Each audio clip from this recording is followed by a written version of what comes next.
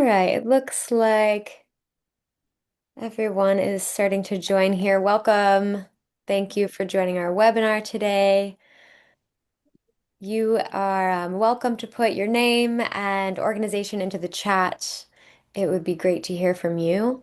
Just a few quick housekeeping items. We have a recorded session today, so you'll be able to find this on the website after. There's a question and answer box at the bottom of your screen. You're welcome to place questions throughout the discussion today in that question and answer box, and we will do our best to answer those questions at the end of the session. All right, and I'm just going to pass this over to Manarere to introduce us today. Thank you very much, Savannah. Welcome you all. My name is Dr. Jean Damour Manire. I'm a principal investigator of the food system transformation through school feeding program, a project implemented together with the Imperial London College. And we are under the funding of IDRC and other multiple funders. The idea of this webinar and the purpose, rather the focus of the objective, is to launch the CoPP, the community of policies and practices. So that's why we have onboarded different NGOs and partners. So on this note, I would like to thank very much Solid Africa. So Isabel Kamariza, who is also part of our panelists, thank you for making time. We also thank Esther Mukundane, who is from DHI. Thank you very much for partnering with us. And we have also one of our beneficiaries who has been with our program since day one. That is Brother Pierre Celeste. Good morning, brother. And all participants who are here, students, policymakers, farmers, and beneficiaries and others. So we are launching this CoPP in the framework of upcoming challenging projects and interventions that we are going to start with different partners. And then this CoPP will be to scale up the impacts that we have achieved in the project. That's why we have entitled it to move from evidence now to the implementation. So that's what I would like to say. Again, on behalf of the University of Rwanda, welcome, and we appreciate your participation, and we look forward to more interacting session. Thank you. Great. Thank you so much, Manarere. And I will hand it over to Sam to give our keynote introduction today.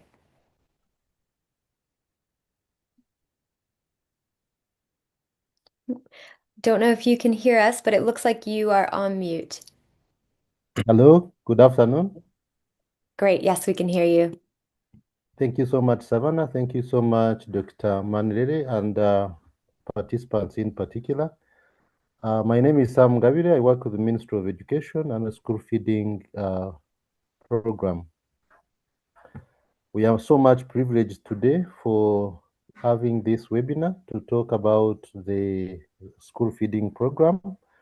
And I'll go through this outline. I'll have the introduction, school feeding programs in Rwanda, benefits in school feeding program, evolution of the program, government contributions, challenges, procurement model. Go ahead. So on the introduction, we have the school feeding mission. That's the mission that drives the national school feeding program, and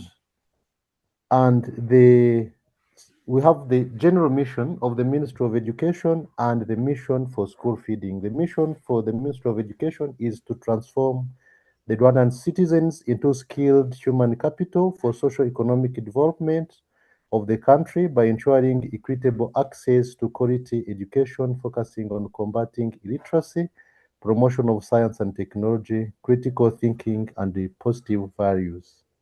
This one is linked to school feeding, and school feeding being one of the driver that enables the ministry or the government to achieve this. The mission of school feeding is that all the school children in Rwanda shall achieve their full development potential through a sustainable school feeding program that provides adequate and nutritious meals at school.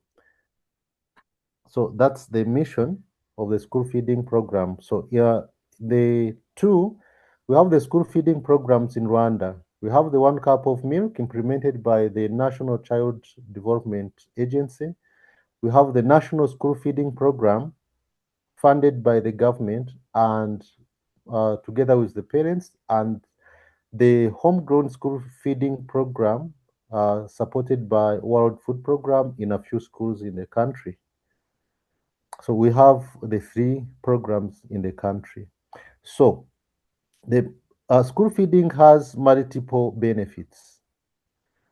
On the side of education, the school feeding improves learning and enrollment, performance, equity, and girls' education. That's on the side of education. So currently, on the Ministry of Education, we have registered tremendous success on these key aspects. For example, we have had a serious decline of school dropouts, and we have had registered increase in students enrollment by 9.8. So this is a steady progress. The government had tried so much to reduce, to fight the school dropout and the girls' performance in schools. But now, if you look at the current statistics, which can be found at the Ministry of Education website, there is a steady increase since 2021 when the school feeding was scaled up. So on health and nutrition benefits, you know, students are supposed to get over average between 35 and 40% in daily intake, and students stay almost 10 hours at school. So if you give them a school feeding through school, it is only through school feeding you can have this progress. And the government had a starting rate of almost 32%, which has reduced tremendously. On the if you look on the next slide, you look at the national school feeding journey. In 2010, we had the 1 cup of milk implemented in pre-primary only. Then in 2014, school feeding was introduced in government day schools. Then 2019, the government developed a comprehensive school feeding policy. 2021, then there was universal scale up covering 3.3 million. Currently, the numbers has increased to 4.8 million. 2026, that's the number, but that's not the exact figure, but it's 4.8. Then the documents, if you look at the documents driving the school feeding in Rwanda, we have the school feeding policy, financing strategy, and the school feeding operational guidelines. Next slide. So the evolution of the school feeding program, it is started in the only boarding schools and now expanded to secondary schools. So since they scale up in 2021, you can see the numbers, how the numbers is increased from almost 600,000 students secondary to 4.8 million 2026. And when the government scaled up, it complemented this scale up with the construction of kitchens, which the government funded. And currently, the current budget, with this budget, 94 billion, which has now increased to 142 billion Rwandan francs, the government has well provided cooking stoves to all the schools. So all the schools in the country are getting school meals daily. And this is the management. This is the management of the school feeding program. From the national level, we have the steering committee, and the school feeding technical working group, and this program is managed by the Ministry of Education with a full directorate currently. There is a directorate general in charge of school feeding. So at the district, we have the district school feeding committee that oversees implementation of the school feeding. And then the sector and the school level, we have 2 committees. We have the school feeding committee and the procurement committee that manages the parental contribution, as I said before. Next. So we go on the procurement. On the procurement currently, previously the government had started procurement at the district, at the school level and the district. By basing on the lessons learned, the government decided to leave parental contributions procurement at school level, and then the bulk procurement of the main course food items like cooking oil, beans, rice and maize meal at the national level. So we have a single supplier that does the procurement. So we have also two implementers. That we are also trying to. The government is trying to see the centralized cooking systems, which is also another model that has proved efficient in the country, and it has proved that it can be implemented with to ensure that there is food safety and quality. So the current challenges in school feeding, we have the budget gaps that resulted from parental contributions. Parents are not making their contributions to ensure that food items, the food is diversified and nutritious enough to complement what the government provides. There is increasing cost of foodstuffs. The prices are going up countrywide, which is all over the world, as you know. Then there's children lack safe drinking water. So much as we provide food, children need a safe drinking water, which government is trying to mobilize all the stakeholders to look into. Then weather changes that affected harvest and school gardens. So there is complementary activity, including the school gardens that provide nutritious to ensure that school meals are nutritious. So sometimes you're affected by weather conditions, and the harvest is not realized as planned. Then there is high utility bills, water storage, and scarcity. Sometimes there are some dry areas and schools that are located in remote areas where you find the connection of water and supply is not so much easy. We have over 300 schools that are not connected on water line. So way forward, there is now efforts to increase parental mobilizations, doing centralized procurement, strengthening school gardens, high cost of fuel and utility bills.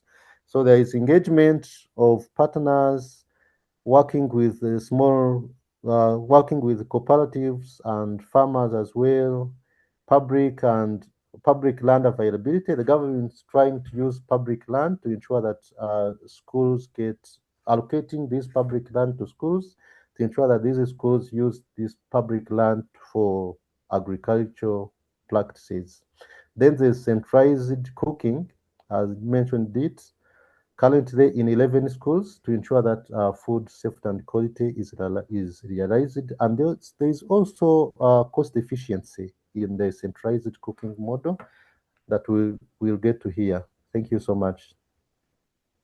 Thank you so much for that great presentation. And again, if you have questions, please place them in the Q&A box or the chat, and we will hope to answer those at the end of the presentation. And now I'll hand it over to Isabel, the founder and executive director of Solid Africa. Hello. Thank you, everybody. And thank you, Sam, for your presentation. So I'm Isabel Camariza from Solid Africa. And our organization, what we do is that we are building public nutrition infrastructure, working closely with the Ministry of Education into providing really a footprint for the centralized model. So Solid Africa, we've been doing this work for 15 years. Our work is really rooted in hospitals, but we are now expanding into school for the past 2 years. So in Solid Africa, we want really to debunk two ideas. First is that 2.6 billion people can't afford to have access to a healthy meal because it is too expensive. What we are proving with our farm to plate model is that the food is not expensive is really also the system they are putting in place. So that is the first thing. The second thing is to be able to provide a model that actually control the whole value chain to be able to be in control of the cost per meal. So our motto is a farm to plate. As of now, we provide food to around 130,000 patients in public hospital and also 29,000 school children in school days in partnership with the Ministry of Education. Since 2023, we are working under a public-private partnership with the government of Rwanda. So today, next slide. Today's presentation is focusing on school feeding and what we've been able to achieve so far. If you can have the next slide, please.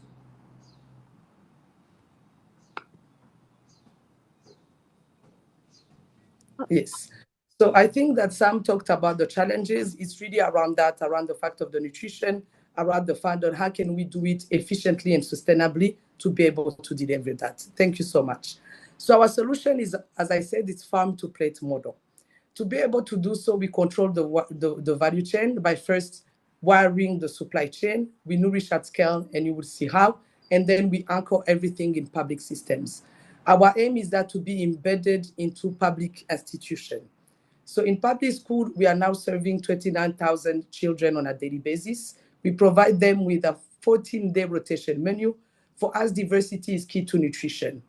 Because when we talk about school feeding and we are talking about the cost per meal, the biggest approach that happens in most of the African countries is that meals don't have a lot of variety.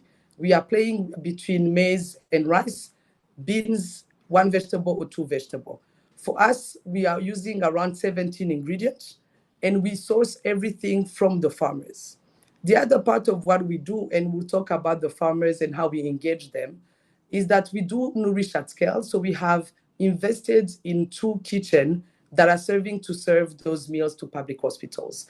Those 2 kitchens are all clean cooking kitchens. One is using LPG, and then our newest one is using solar, working with grid and electricity. And for us, this is how we are cutting our reliance on fuel. Reliance also, if you are at school and then still using charcoal wood or briquettes, this is how we really are trying to be as clean as possible, but not just to be clean, but also to be able to have an effect on the cost per meal.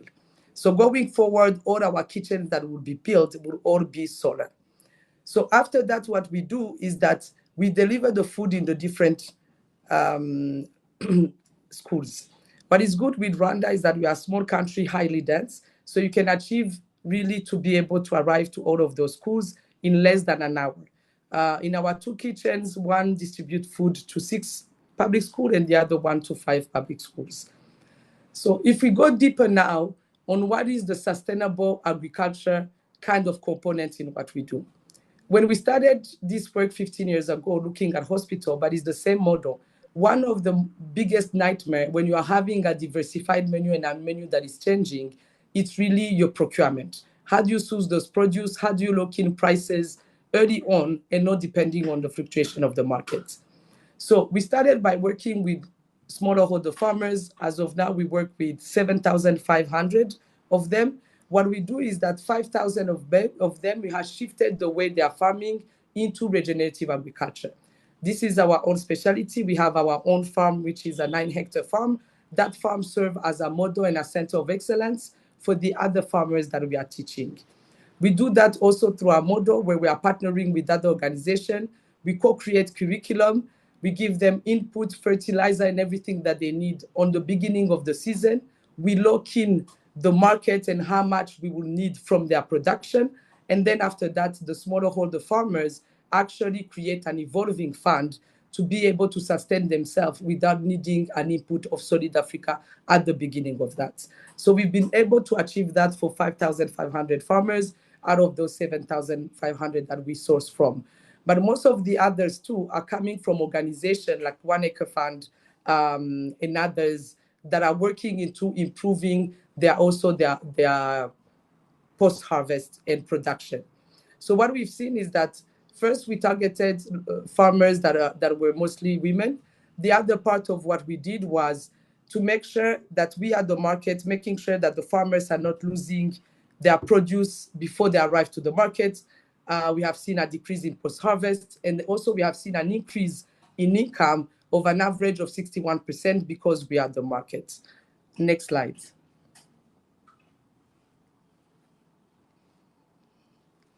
So just in general, to look at that centralized kitchen and how it actually responds to some of the challenges we have seen, if not all, it's really the fact that we are entering into what the government and the line where we want to achieve as a country, looking at greening everything, looking at the creation of also of other crops.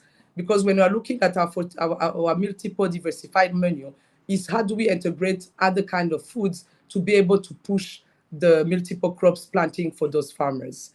Next slide. So our vision is really simple.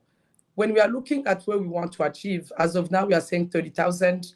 Our plan, we're entering in a season of building one of the biggest kitchen in Africa, being able to source 100,000 meals a day, deliver that to 140 schools. And that will then increase the number of farmers that we are sourcing from, that we are also making sure, because in what we try to achieve is that, yes, the food that is given from the school feeding do reach 30% to 40% of the need of the child. But for us is how do we then, with the school gardens that we are doing in school in partnership also with the ministry, but how can we also push a nutrition education program? All our meals, we share the menus with the parents, with the teachers, with the students, for them to understand also how they can replicate that at home. It's simple menus, but they are really diversified and truly nutritious. So the foundation of it is also to change how they are eating when they are home, they're in their homes.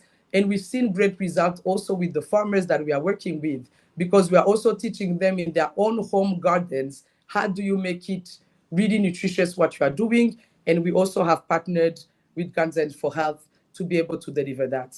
So thank you so much for your time. This is really what we focus on in Solid Africa. And we do believe that the centralized model offers a chance to the school feeding program nationally to actually bring solution to the cost per meal, to the food security of the meal, to the climate sensibility and to the environment, and actually give the diversity that is needed in the meals and have children be excited about food in knowing that every day is something that is different. Thank you for your time.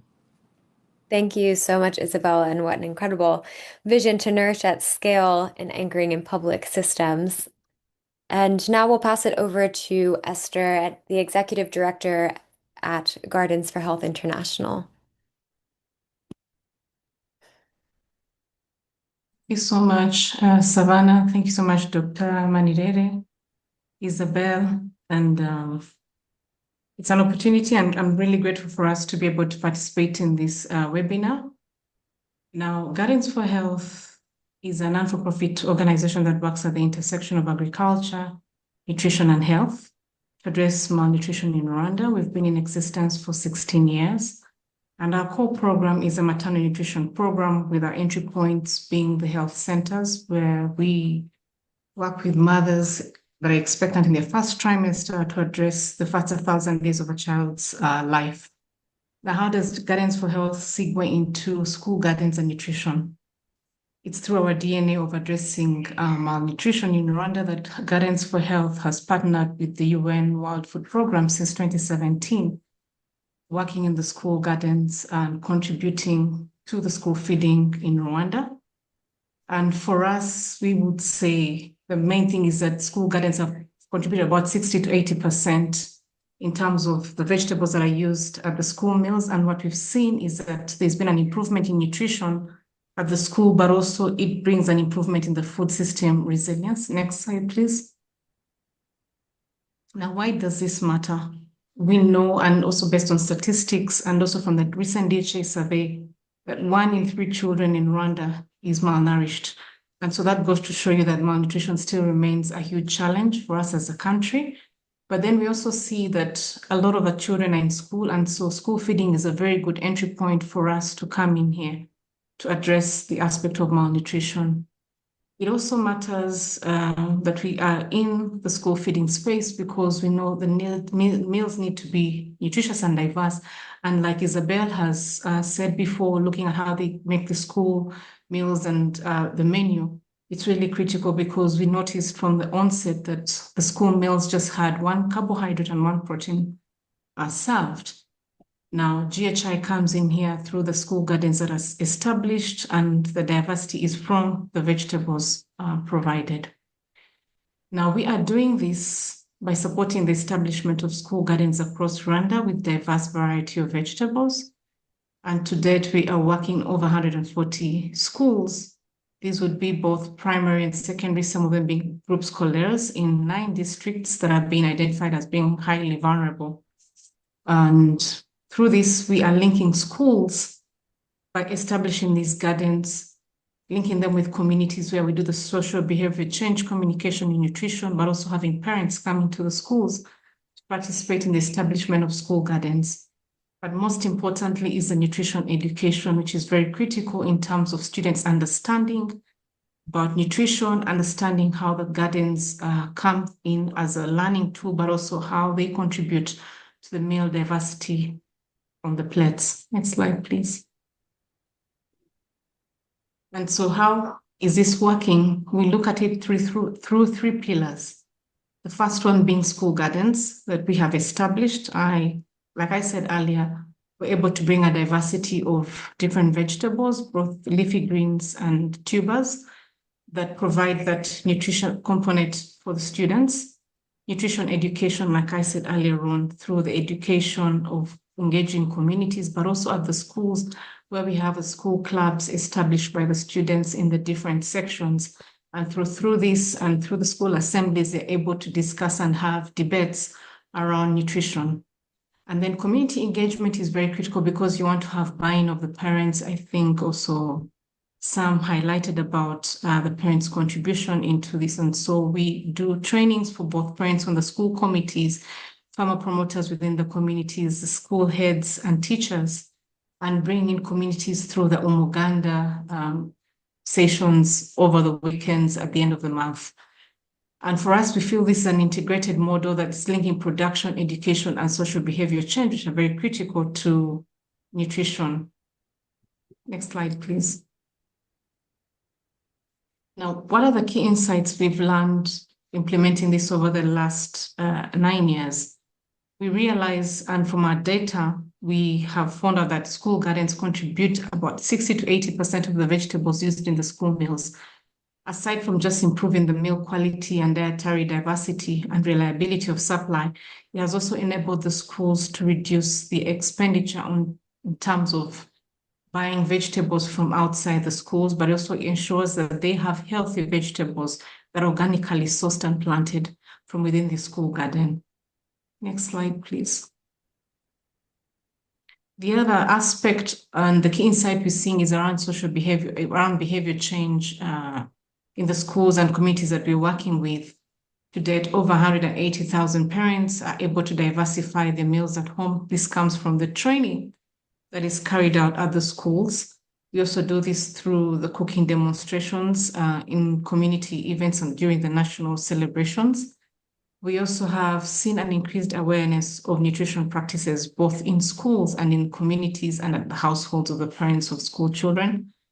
And the other important aspect has been the link between schools and household behavior, linking what they learn from the schools when the parents participate in the Umuganda at the schools, and also the children being able to take seed from school gardens that are serving as seed banks to plant in their homes. And so this behavior change has had an impact, not just in the school students, but also at the household level. Now, what does this mean? For us, this is very critical in the sense that the school gardens have strengthened the change beyond school feeding systems. We're also seeing school gardens as a driver for behavior change beyond schools, like I mentioned earlier, aside from just community members and parents, but also farmer promoters and the different local authorities.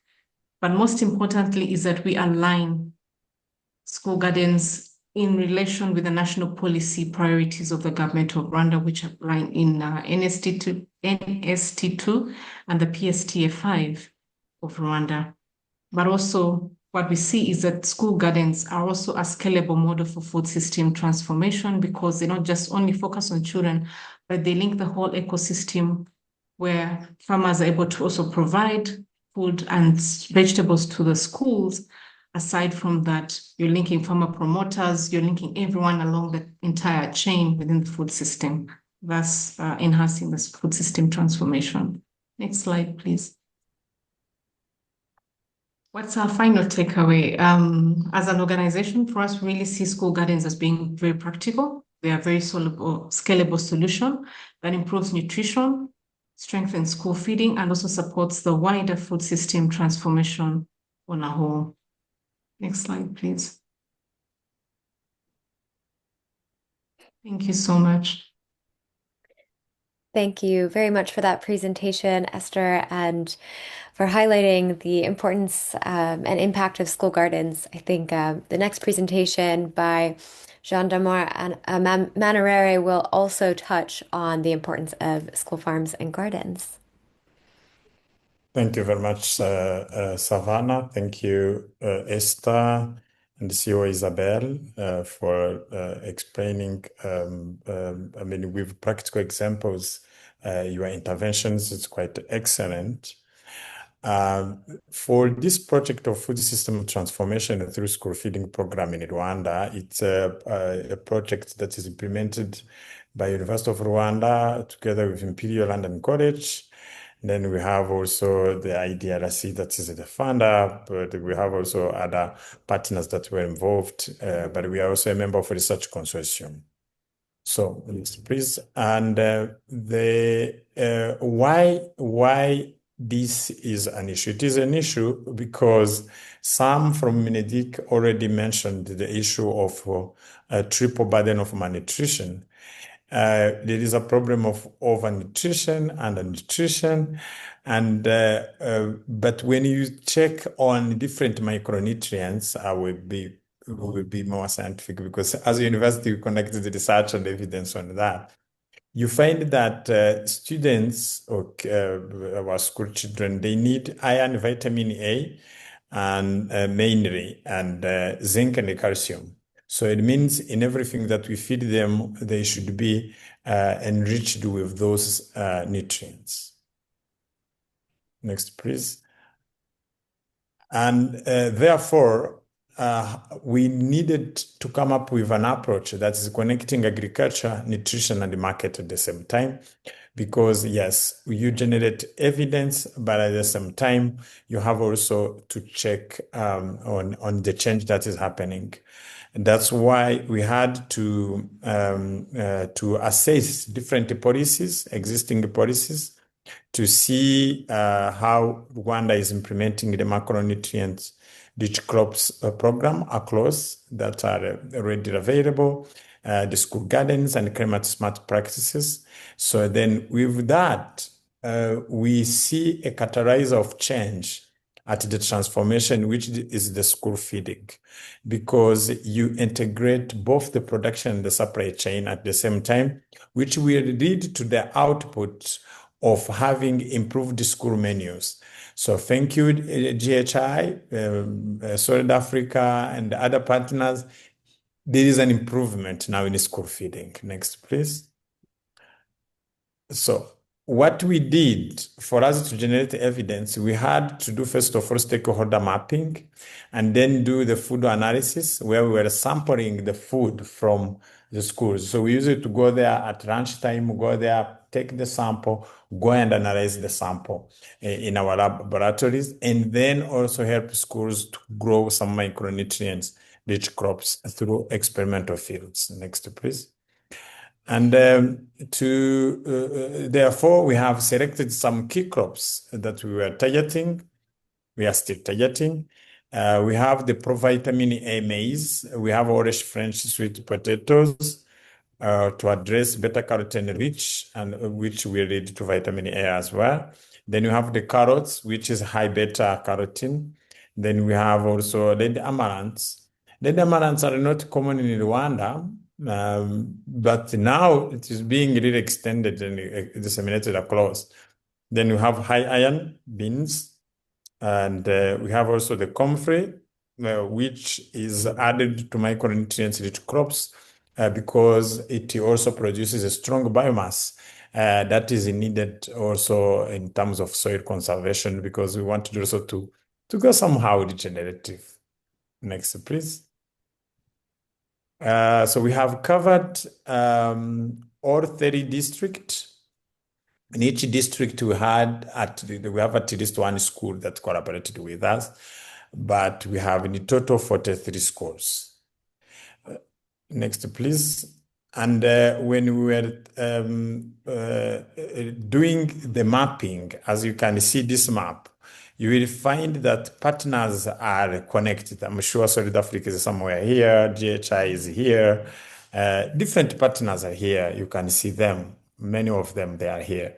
They are in different capacities with their intervention. But what we have seen is that there are some stakeholders at the policy level that are overwhelmed with the intervention. For example, the MINEDIC, MINAGRI, and then we have NCDA. Those partners, rather policymakers, they are the core of the intervention. Then you have also other scattered interventions where you find like a given NGO or a program is working just in a village. And sometimes also the change is not captured and centralized at the national level. Next, please. And when you see on the findings, most school meals meet calories target. This was a very good news. So at least what the government is supplying now meet the calories target. But there is a problem of nutrient diversity.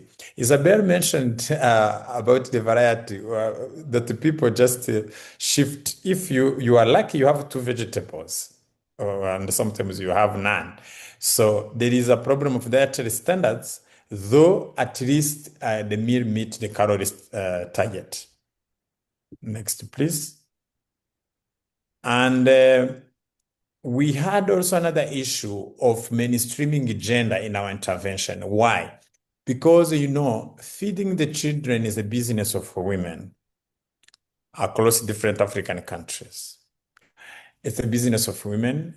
The mothers, they are in charge of feeding the children. Now, with the promotion of micronutrient-rich crops, they are becoming high-value crops. They are generating more income. And there is a shift of gender dynamics where you find that, yes, you promote a given crop, and subsequently you find that men are taking over that crop, yet you are targeting feeding children at school or even at family.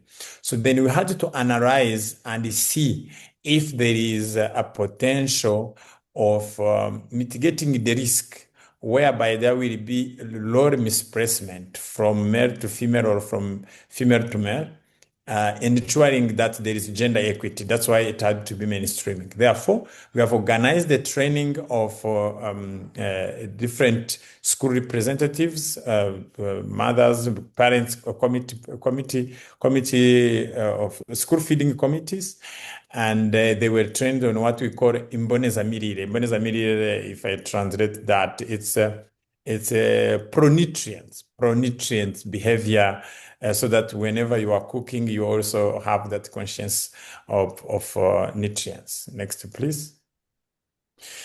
And some talked about this. We are focusing on school feeding because it helps to promote education, health and nutrition, social protection, and agriculture. This slide is taken from Minedik, and Sam has explained it. Please, next.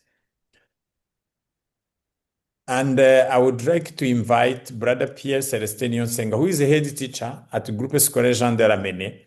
They have benefited from our project. They have the school committees, they have the farms. We have taken samples from their schools. So they have started with the project since day one. So we would like to hear from him so that we will be able to observe some tangible results and impact of the project in terms of the expected outcome. So over to you, Brother Celeste. Thank you so much, Doctor, and the previous speakers.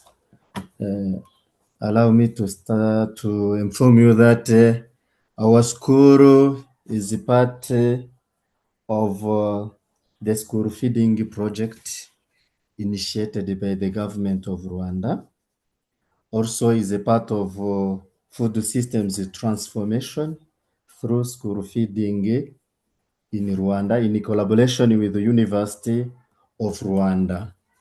Normally, at the beginning of school feeding by the government of Rwanda, many head teachers and school staff members were not fully aware of the types of foods required for children's proper nutrition.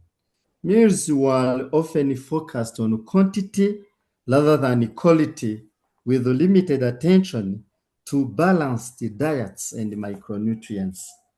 But within this project of food systems transformation through school feeding program initiated by the University of Rwanda, we have seen clear and measurable progress in our schools. One, absenteeism has dropped by 25% according to the numbers we have, especially among vulnerable learners. At the same time, the classroom engagement has improved significantly, with most teachers reporting better concentration and participation of the children. Improved nutrition has made students more energetic and attentive, contributing to an estimated of 15 to 20% increased in academic performance, particularly to our school. We have also improved the quality of meals. Today, over 80% of meals include micronutrients-rich foods. Thanks to training provided to our teachers and staff members by the University of Rwanda. This has enhanced not only learning, but also students' health and the overall well-being. Beyond the school, perceptions have changed. What was once as seen as simple feeding is now recognized as a driver of education, nutrition, and economic development. I can tell you that around 85% of parents and the community members in our area now understand its broader value. Our initiative has also strengthened the local food systems. The school garden supplies up to 30% of vegetables from our gardens, while partnership with the local farmers ensure that over 70% of food is sourced locally. Farmers now benefit from more stable demand and increased income, showing how school feeding can stimulate local economies. However, this journey has not been without challenges. At the beginning, there was limited awareness about the importance of nutrition, and some stakeholders viewed the program as unsustainable. There were also constraints related to resources, food diversity, and coordination among stakeholders. From these challenges, we have learned important lessons like awareness and training. We saw that were important. When teachers, parents, and students understand the value of nutrition, their commitment increases. So partnerships are critical. Collaboration with the institutions like University of Rwanda, CAF, has strengthened our capacity and ensured that our actions are evidence-based. And most importantly, community involvement drives sustainability. Look Looking ahead, there are clear opportunities. We can scale up school gardens, strengthen links with the farmers' cooperatives, and expand nutrition education so that its benefits reach more households. With the right support, this model can be replicated in many other schools. Therefore, as I conclude, this is more than a school project. It has become a model for transformation. It shows that when we invest in school feeding, we are investing in education, healthy agriculture, and the future of our communities.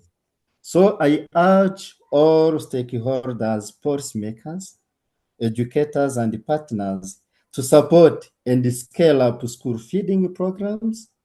The evidence is clear, the impact is real, and the opportunity is now.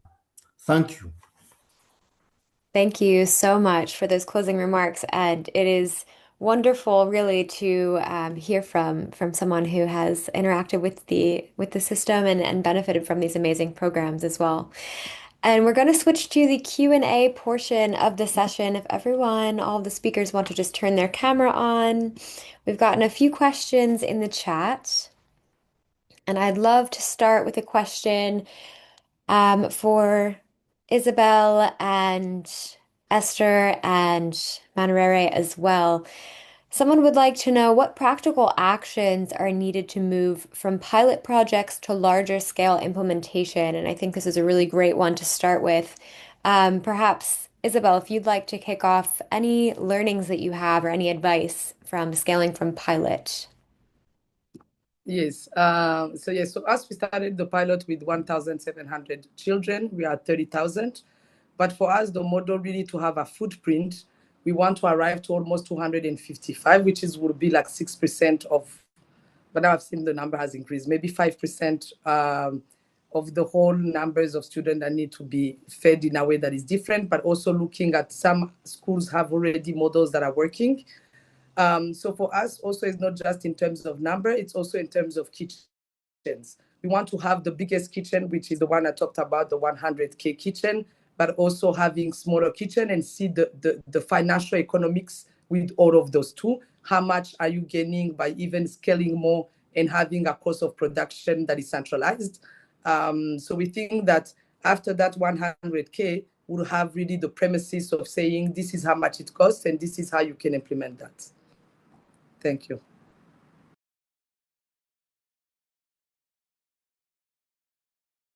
Oh, I've muted myself. Lovely. Thank you so much. And Esther, did you want to chime in as well on this idea of scaling from pilot project to a larger project? Thank you so much.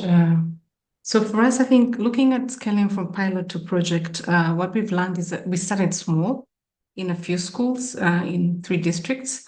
But we've seen scaling has been made possible through collaboration, because I think when you have collective agency across different key players in the food system space, but most importantly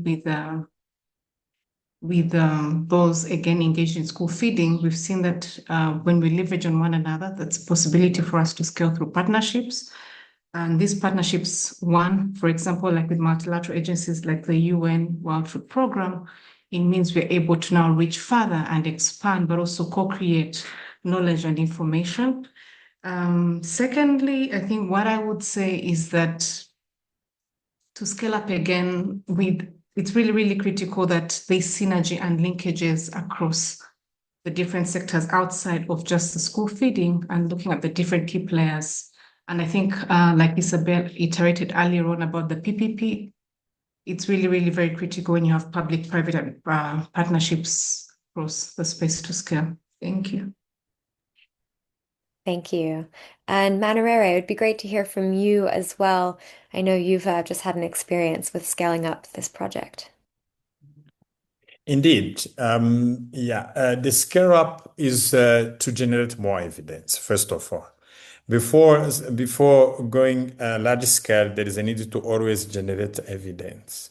So if you look at what Isabel is doing with South Africa, and the GHI, they first of all they conduct research. They have to understand what are the soil properties, what are the nutrients that we are targeting, so that you go evidence-based. There is a need to always generate evidence. Then we as academia, as Esther said, but also Isabel touched that about the PPP, it's very important. We as the university, we are not at large scale production. We will not go for that. But we have wonderful organizations like South Africa. They are from, they say from farm to fork. I don't know if I'm saying it correctly, but it's from farm to, yes, farm to fork, so things like that. So it means for us, we conduct research in the laboratory, we analyze, we generate evidence. Then what next? So it's to approach Solid Africa, to approach GHI and other NGOs so that they take it at large scale. And the last point is that, okay, maybe it's because of my area, is to make sure that everything is generating money. Yes, we are, because when it comes to malnutrition, you can tell someone, okay, this food is not healthy. But then that's what he can afford. So there is a need also to tackle that dimension of the economic behavior that will also be stimulated by the access on income that will be generated by the intervention. Thank you. Oh, that's great advice. Thank you. And we've had a question come in about how the community of policy and practice will actively be able to work together to help contribute to the sustainable food systems development. And I wonder, maybe Manarere, if you'd like to take that one as well. Yeah, Esther, Isabel, and Sam, this is not the first platform where we are meeting. We travel together, we attend conferences, but there is a need to mingle our effort, to join our effort as a country, for example, and then get a focus so that on one side we have NGOs, we have private sector, we have academia, we have communities, all of us together. And then make sure our intervention is not duplicated, but also giving us a power of the voice when it comes to change. Some from Minedik talked about the procurement system, the review of the procurement system that came up through the discussion from the school feeding steering committee, because partners came up with the concern. They were like, how comes that the way the procurement system was. So I'm just taking that example. So the CoPP, this is the second time that we are talking about this, and we have already members. We have WFP, we have UNICEF, we have all members, all participants to the MRP that you know, Savannah, very well. During the MRP, different partners that are working on school feeding decided to collaborate so that they learn from each other. So one, the CoPP is a platform to learn from each other. Then number two, it is also a fundraising tool. I call it a fundraising tool. We do have upcoming initiatives between Solid Africa, University of Rwanda, GHI. So how can you access that without that consortium, if I would say. And also, the last point, it is giving also international exposure. Like there is such a consortium or the academia. We have more than 135 countries that are together, that are in the school coalition. So our CoPP is a member of the research consortium. So that connection across the countries. If you have checked some of the participants, we don't have only participants from Rwanda. We have people from Senegal, yes, I know them, some of them. I met them in different meetings. So why are they there? They are there because they understand very well that what is happening from Rwanda, it can be a source of inspiration, but also we learn from them. So the CoPP is rather a platform. And then last point, in Rwanda, the CoPP will work like the JAF, which everyone who is from Rwanda here knows. JAF it's a Joint Action Development Forum. At district level, all NGOs that are intervening, they do one planning session, so they align their priorities with the policies. Yes, it will work more or less like that. Okay, thank you. Thank you very much. And we've had a question come in about land availability. This person said, how can schools have access to land? What about the schools in urban and peri-urban areas? And I don't know if anyone would like to unmute and answer that question. Isabella and Esther, because I know they are doing it. Isabella, yes, Esther, they have gardens everywhere, even in cities. Isabella, they have a big kitchen in Kigali City, in the capital. So let them talk about the land availability and not bring in the research thing. And yeah. Yeah, so I mean, that's a very good question. We all know that Rwanda is a very hilly country. Our terrain is one that, again, minimizes the kind of land that would be arable. And I think also looking at statistics, on average, most households would have 0.5 per hectare of land that would also have the homestead on it. Now, when we look at the schools in terms of land access and availability, most of the schools we work with are public schools. And again, when you look at the geographical contexts, those in the urban and the rural and peri-rural are very different in the sense that those in the rural settings tend to have extensive land where they're able to have actually bigger gardens established. And maybe some of the schools are also able to hire out land that they also use for agricultural productivity in terms of setting up gardens for school food supply. Now, for the urban, this is a bit tricky, but through our innovation as an organization, we look at establishing gardens on the small available land that is there. Through innovations, on the other hand, we also look at different ways it can be done for those that don't have that maximum amount of land. We've got different techniques that we use. Some are called the gardens, some are mandaranda gardens, where we fully maximize space on the land. And so this way, schools are able to actually plant and have extensive gardens for different vegetable varieties. Yeah, in this aspect. That's what I would say about the schools.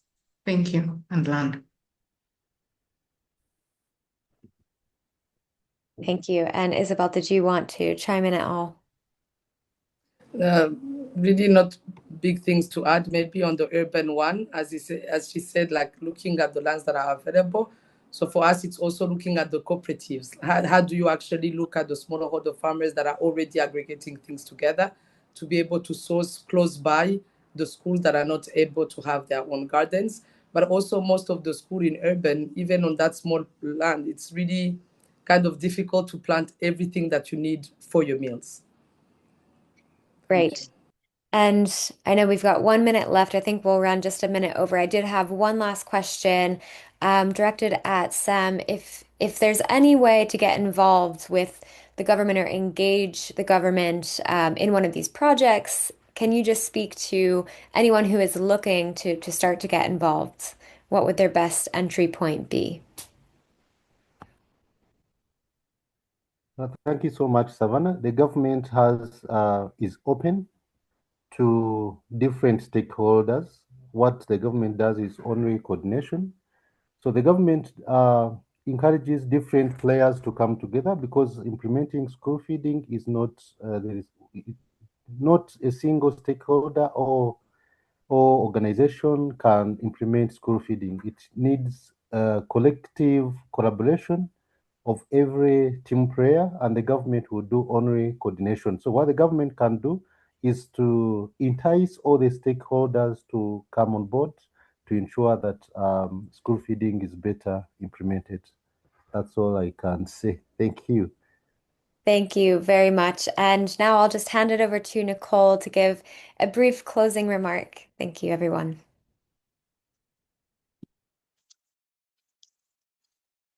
Thank you, everyone, and thank you, Savannah, for moderating this webinar. Thank you for the participants, the speakers, and also other participants. It's not like a closing remark or something. I just want to highlight on the keynotes, maybe some key takeaways that people can go with from this webinar is that, as some from the ministry mentioned it, and also Dr. Jean d'Amour from the university mentioned it, school feeding has a benefit of health and nutrition to kids. And if I quote the statistics, and Esther, one over 3 children in Rwanda is malnourished. And that all of these 3 kids are already at school. So it means we have a lot of work to do, all the stakeholders and partners who are here, as the evidence shows it that the school meals meets the calorie standards, but still lacks the nutritional diversity, like the micronutrients diversity. So what I can say as a call to action is that now we launched a community of policy and practice. All of you here, it's not the first time to hear it. So let's work together. Let's not this be like a phantom thing. Let's put some efforts as we started. Let's not work separately. South Africa, they do their thing. GHI do their thing. And the university, we are here collecting data and evidence. Let's join the forces and close this gap, because we really believe that school feeding can be a channel to the food system transformation for all Rwandans and the world. Thank you. Thank you so much, and thank you to everyone who joined. The presentation and this recording will be available on the Regenerative Food System Alliance.org by the end of this week, and please feel free to reach out to anyone listed in the presentation, and we'll see you soon. Have a great day. Thank you, Savannah, and thank you too. Thank you, Savannah, and everyone. Have a good day. Bye-bye. Thank you. Thank you. Bye-bye. Thank you. Thank you so much.